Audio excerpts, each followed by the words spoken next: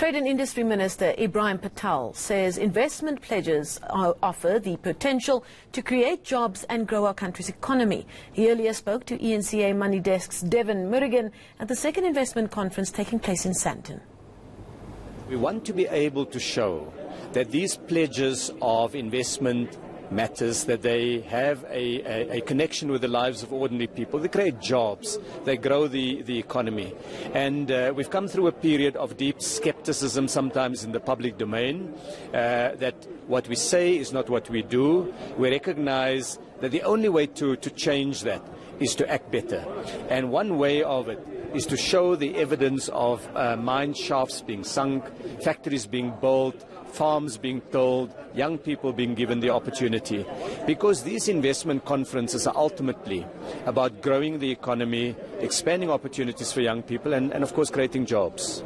Still though, you had 31 somewhat projects being pledged last year. 8 of them have been fully completed. We've got a long way to go. Could we have gotten a bit more momentum from last year to this year? I'm always impatient and always wanting things to move faster.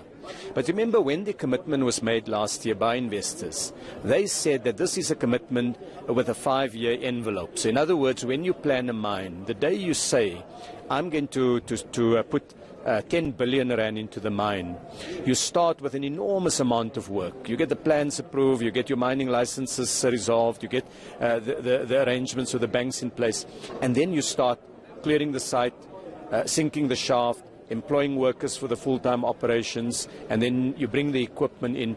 So these things takes a number of years.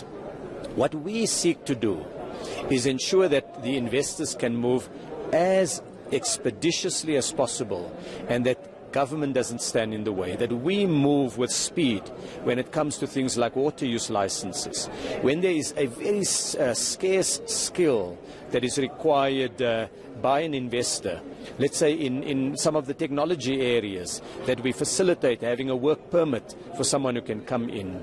That when companies need skilled labor, we have young South Africans who've been trained at university or college and they have the requisite skill. That's our contribution to it.